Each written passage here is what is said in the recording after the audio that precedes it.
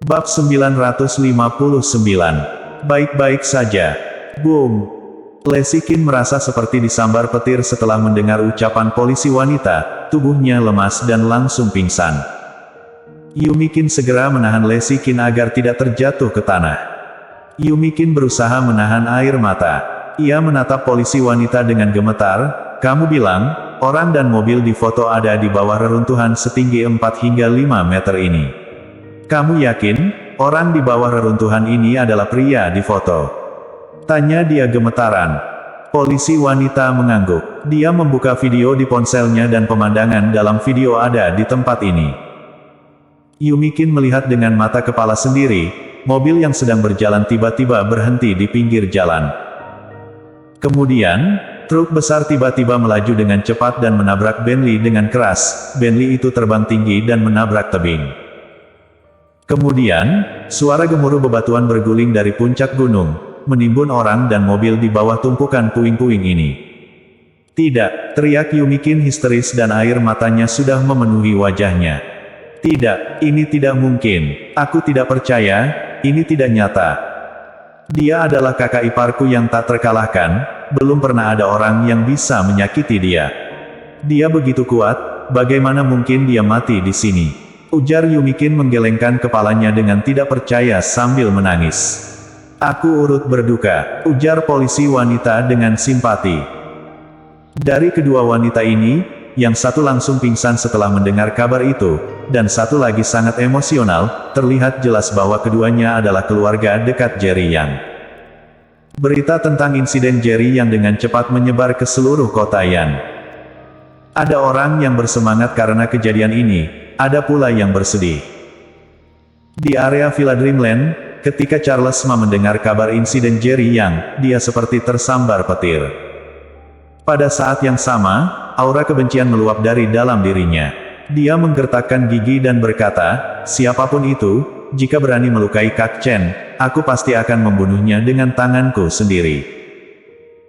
Setelah itu, Charles Ma langsung pergi. Dalam perjalanan menuju lokasi kejadian, dia menelepon seseorang. "Kak Chen mengalami masalah. Tak peduli berapa banyak kekuatan yang kamu gunakan, insiden ini harus diungkap. Siapa yang ingin membunuh Kak Chen?" Setelah menutup telepon, Charles Ma segera menelepon lagi. "Segera kirim semua anggota pasukan bayangan untuk melindungi keluarga Kak Chen. Ketika Jerry yang ada, jangankan 8 keluarga kota Yan atau 5 keluarga kerajaan Kyushu, tidak ada seorang pun yang berani sembarangan di kota Yan. Tapi sekarang Jerry yang dalam masalah, ada banyak orang berharap Jerry yang mati, mungkin banyak kekuatan yang telah berkumpul bersama untuk mencari cara mengendalikan kota Yan.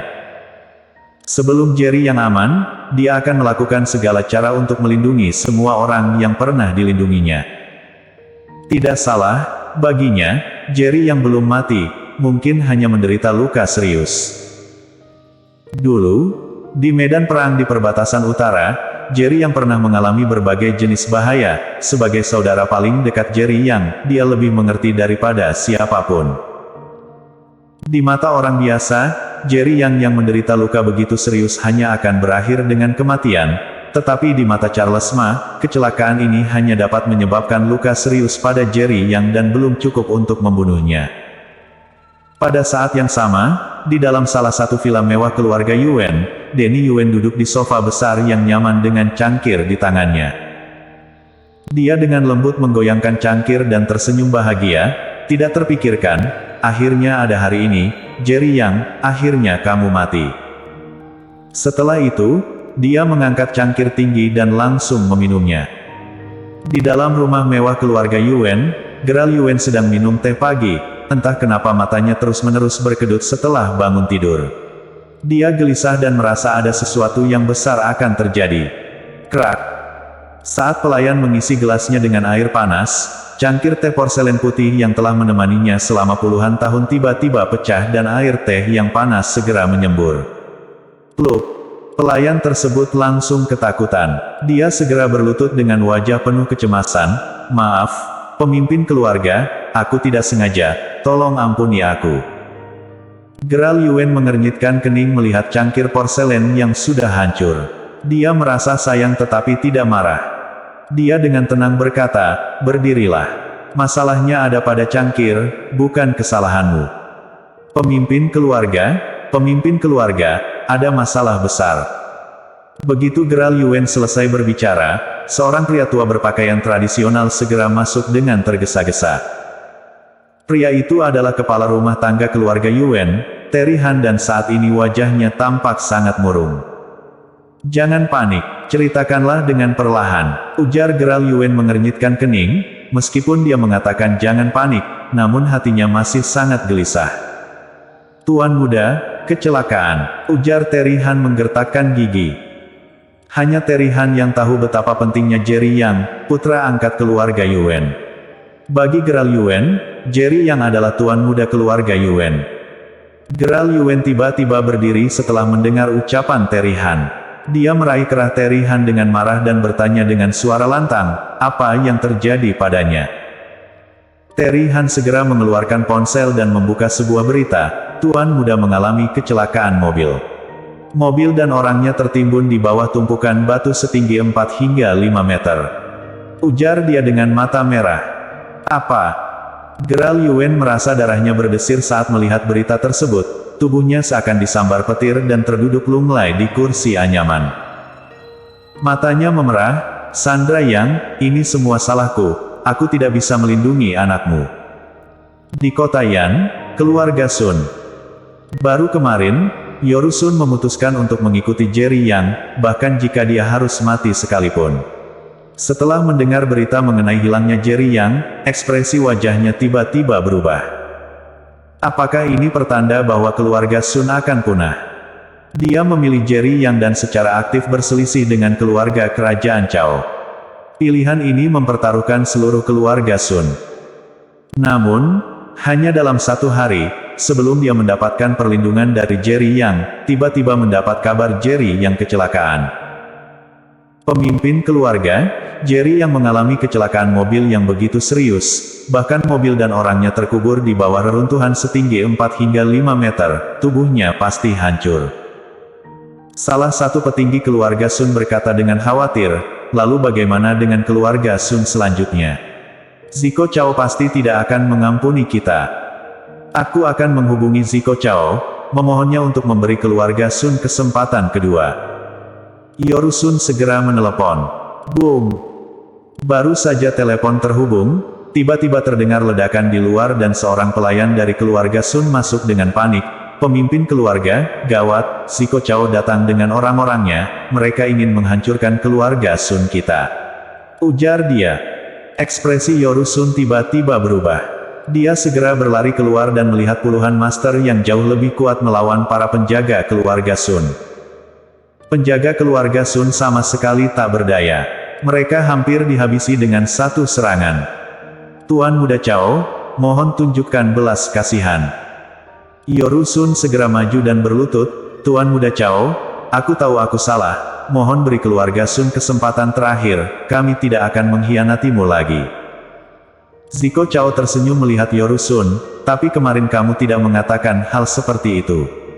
Kudengar kamu dan para pimpinan keluarga Sun datang meminta maaf pada Jerry Yang. Kenapa, sekarang Jerry Yang mengalami kecelakaan, pendukung keluarga Sun hilang. Keluarga Sun ingin bergabung dengan keluarga kerajaan Cao lagi. Wajah Yoru Sun memucat, tetapi dia juga tahu bahwa apa yang dikatakan Ziko Chao benar. Tuan muda Chao, aku mengaku bersalah karena aku khawatir Jerry Yang balas dendam, tapi di hatiku, seluruh keluarga Sun adalah milikmu. Tuan muda Chao. Ujar dia sambil tersenyum. Sekarang baru menunjukkan kesetiaan. Sudah terlambat. Ziko Chao tertawa keras sambil mengayunkan tangannya, bunuh. Setelah itu, seorang master dari keluarga Chao langsung berlari ke arah Yoru Sun dan menendang kepalanya dengan satu tendangan. Yoru Sun langsung membelalakan mata, nyawanya lenyap seketika. Dia mati tanpa sempat menutup mata. Mulai hari ini, kota Yan milik keluarga Chao, jika ada yang berani mengkhianati, mereka akan mati tanpa ampun. Ujar Ziko Chao melirik anggota keluarga Sun dengan tajam. Pada saat Ziko Chao dan orang-orangnya menduduki kota Yan, keluarga kerajaan Bai dan keluarga kerajaan Ma juga membawa pasukan mereka untuk memaksa masuk ke rumah Lin dan rumah Song.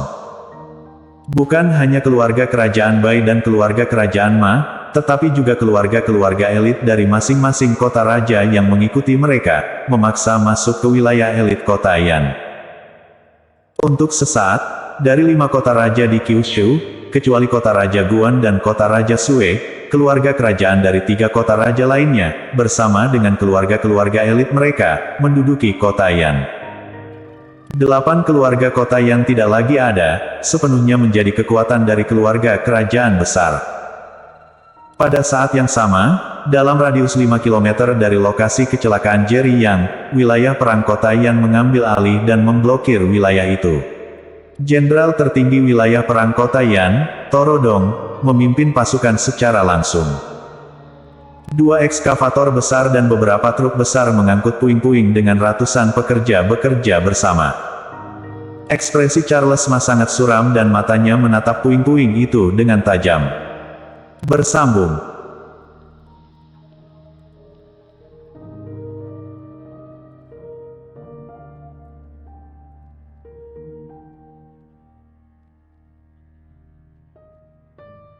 Bab 960. Hanya bisa mati.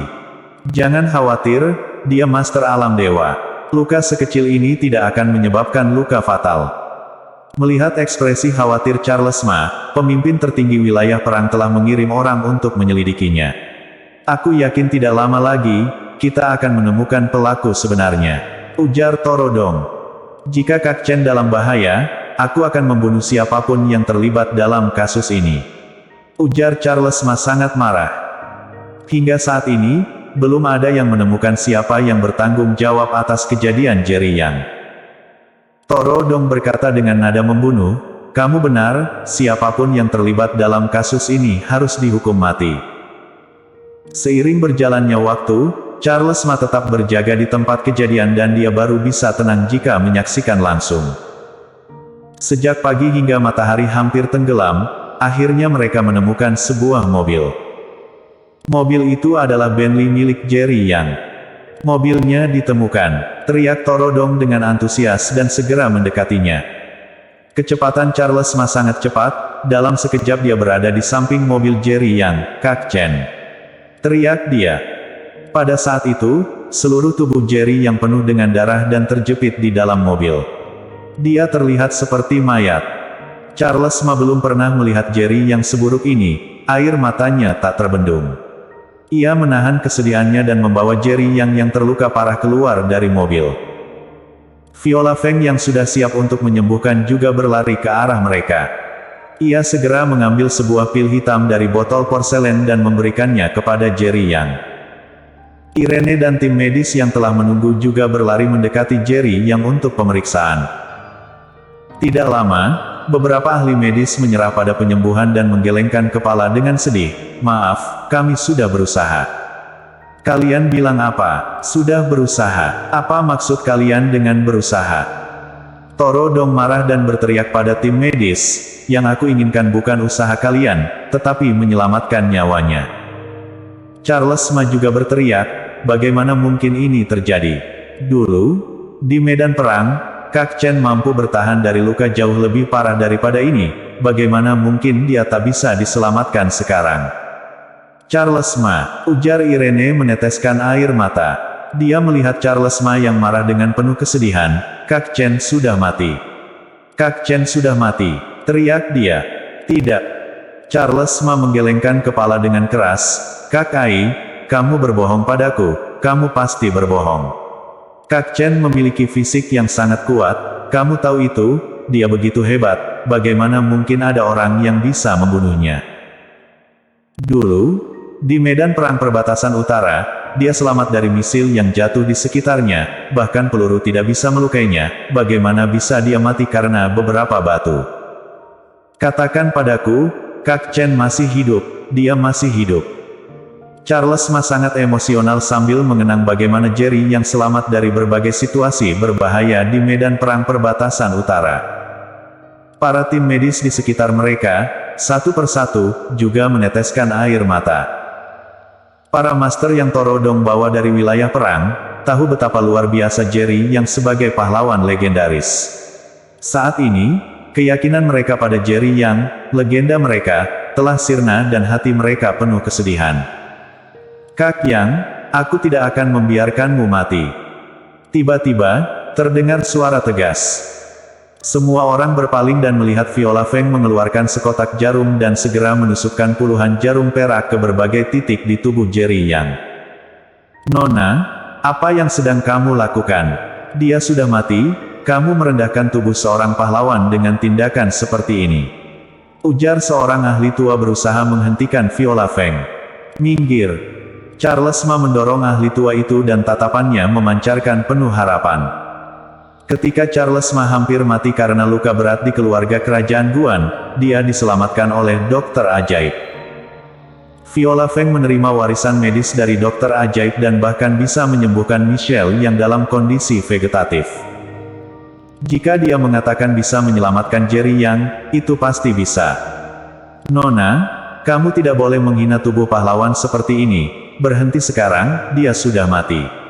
Ujar beberapa ahli tua lainnya.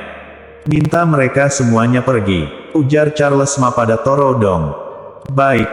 Toro Dong menganggukkan kepala, usir semua orang ini keluar. Tidak lama kemudian, semua ahli dari tim medis diusir dan hanya menyisakan Irene. Sebelumnya, Irene telah memeriksa Jerry Yang dan dia yakin bahwa Jerry Yang sudah mati. Namun, ketika dia melihat ekspresi serius Viola Feng, dia menjadi sangat bersemangat. Jarum hidup kembali bintang utara, ujar Irene tiba-tiba. Charles Ma berkata, sebelumnya di kota Raja Guan, Viola menyelamatkan seseorang yang hampir mati dengan jarum hidup kembali bintang utara. Setelah mendengar perkataan Charles Ma, ternyata, ada jarum hidup kembali bintang utara di dunia ini. Ujar Irene terkejut.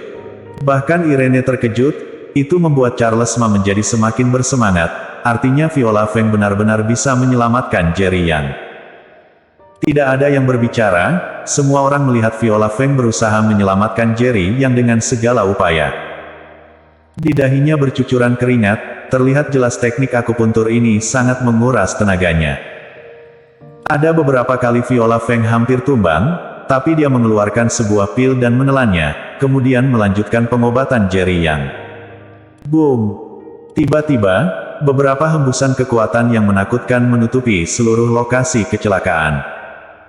Pada saat itu, wajah Charles Ma berubah dan tiba-tiba melihat ke satu arah. Toro Dong juga menjadi sangat serius dan segera berteriak, semua orang, lindungi area ini, lindungi tuan kita dengan nyawa kita. Atas perintahnya, ratusan master terkuat dari wilayah perang kota yang menyelimuti lokasi kecelakaan.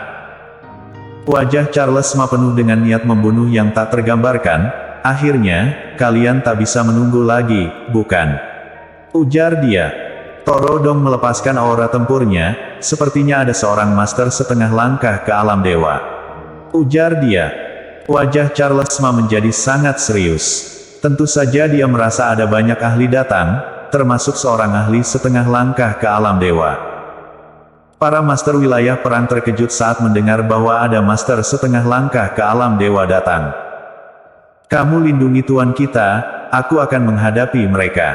Ujar Toro Dong. Baik, jawab Charles Ma setuju. Jerry Yang sungguh beruntung, meskipun mengalami luka yang serius, masih ada orang yang rela mati untuknya. Tiba-tiba, suara yang penuh dengan candaan terdengar. Semua orang segera melihat ke arah suara itu dan melihat 10 master berwajah barat berpakaian seragam datang mendekat. Setiap orang memancarkan kekuatan yang menakutkan. Terutama pemimpin mereka, kekuatannya lebih menakutkan, bahkan Charles Ma merasakan tekanan yang besar darinya. 9 master alam raja puncak dan seorang mesater setengah langkah ke alam dewa, Red Dust sungguh hebat. Ujar Charles Ma berkata ketus. Dia sudah mengenali identitas mereka, semua orang ini adalah pembunuh dari Red Dust, tidak heran 10 orang datang sekaligus. Awalnya, tugas kita hanya membunuh Jerry Yang, tetapi kami tidak menyangka ada seorang dokter ajaib yang bisa menyelamatkannya. Pemimpin kelompok tersebut mencibir, meskipun hanya ada sedikit harapan untuk menyelamatkan Jerry Yang, kami tidak ingin melihatnya terjadi. Jadi, kalian semua harus mati. Setelah perkataan pemimpin kelompok itu, aura membunuh yang lebih menakutkan kembali menyelimuti tubuhnya. "Cari mati!" teriak Torodong marah dan segera melangkah maju untuk menghadapi mereka. "Bunuh!" Pemimpin master itu memberi perintah dan 9 master alam Raja Puncak menghilang di tempat seperti hantu, dan langsung menyerang. Bersambung.